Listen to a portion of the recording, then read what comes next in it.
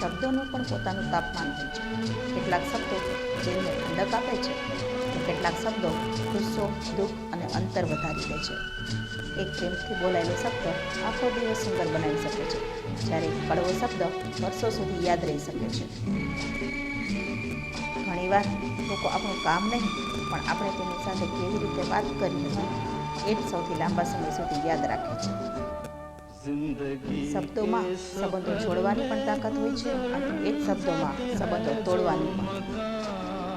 તેથી ગુસ્સામાં બોલાયેલા શબ્દો કરતાં થોડી ક્ષણનું મૌન ઘણીવાર વધારે સમજદારીભર્યું હોય છે. યાદ રાખો, માફી ઘા ભરી શકે છે, પરંતુ દરેક શબ્દની છાપ સંપૂર્ણ રીતે મટી જતી નથી. એટલે જ્યારે પણ બોલો, એવા શબ્દો પસંદ કરો જે આ સામેની વ્યક્તિના મનમાં વિશ્વાસ અને સન્માન જન્માવે.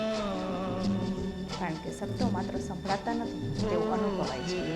તમારા શબ્દનું તાપમાન જ નક્કી કરે છે કે તમે કોઈના દિલમાં શાંતિ છોડશો કે આગ.